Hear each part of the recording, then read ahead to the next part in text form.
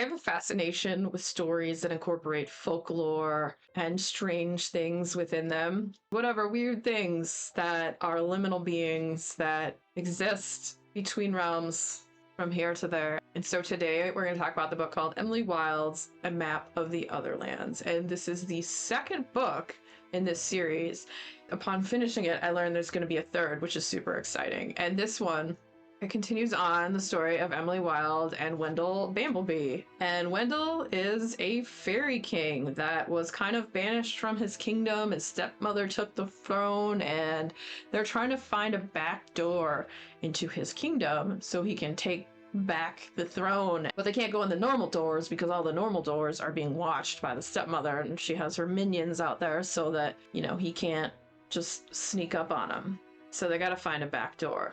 And Emily Wilde is very smart. She's a professor at Cambridge, as is Wendell. She has just finished her Encyclopedia of Fairies, which was the first book, where her and him go on a sort of adventure as she documents different fae and different areas, and that was a lot of fun. But I think I like this one even better.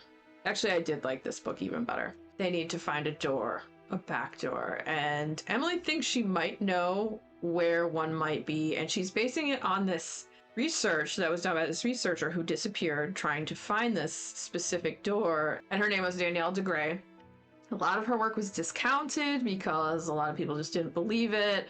She's not around because she disappeared, so she can't really defend herself on any of this research. But Emily and Wendell take stock in it because a lot of it seems like it could have great potential. What they're theorizing is that different doors to fairy might be like a nexus. Like one door leads to multiple places. So not just like opening the door and going to fairy, but there could be different points of access, like to the northern climates or the more warm climates and all of that. So they have this theory that this might exist. So they figure out that it's in the Alps in this place called St. Liesel, which is in Western Austria. And so this trip is probably going to happen. And they also have a research assistant, Ariadne, which is Emily's niece, who is super smart and is into a lot of the same things Emily's interested in, much to the chagrin of Emily's older brother, Thomas. They're at school when Wendell's stepmother sends fairy assassins to come kill him. And the crap hits the fan. Wendell's giving a lecture and teaching, and then all of a sudden these like fairy lights start to come in, and then these gray shearling fairies, or shearlies, I think they're called shearlies, they come in and attack. And Emily thankfully is there because she had some weird suspicions about something with having to do with the dean, who was being a jerk face and was threatening to have them kicked out of college. That's another part of the story too. So she goes there. She has her cape that Wendell has made for her that has been enchanted with many things, and apparently he's enchanted a bunch of her stuff that she usually keeps on her, like her pencils and whatnot. So she comes in there and these things are attacking, and apparently the only way you can kill them is by drowning them. So there's this whole like crazy battle that happens. Wendell's like, throw me one of your pencils, and she's like, one of my pencils? He's like, I enchanted them. So he turns into a sword and he fights off some of the fairies, and they're laying there, but then he tells her, yeah, they won't die unless they drown. And so like he calls for like a river and it washes them away. And so a lot of the students had already run away at this point, because what they teach too is they're teaching about like the fae and fairy studies and stuff like that. They're like, run for your lives, get out of here. But a couple of them saw it, and then, you know, he calls forth this river to drown them, and it goes out the window into this pond, and they're like, how the heck are they going to explain this? Now they're going to know what Wendell is. This is all effed up. And then they keep coming, and so they run and they go into like the museum area where they keep a bunch of fae artifacts.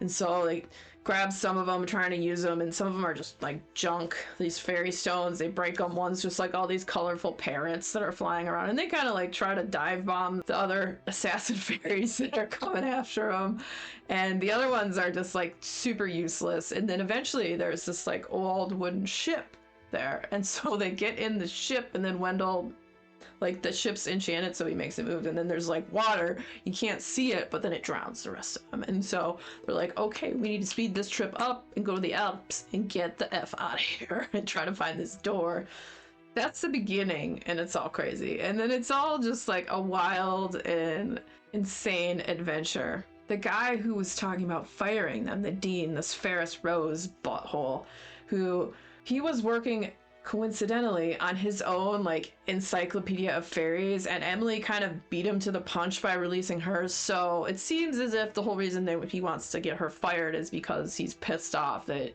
she beat him to the punch with releasing her encyclopedia of fairies. And he's trying to say like, oh, you guys are fakers and making up stuff. And then he sees all this crap happen. And so he might have second thoughts about them making stuff up. And then he kind of realizes what Wendell is, and he's like, oh, okay.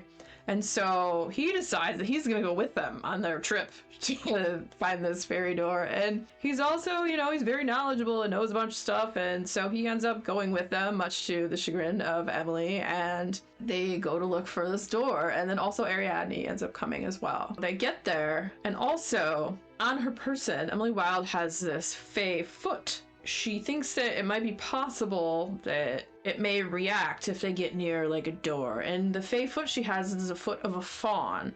And that kind of strikes me as like a pan type creature. Like they're fey, but they also have like horns and stuff. And they seem to be of the more violent sort of fey. And so they get there, and they get situated. And they start to look for this door. But do you think that the mother's going to stop sending assassins no matter where they go? Because she has eyes everywhere. And so, you know, more people come after them. It's a crazy adventure, and I had so much fun with this book. If you read the first one, I highly recommend this one. I thought it was even better. I love the story, I love the characters, I loved everything about it. Like, it was even more interesting and engaging and just fun.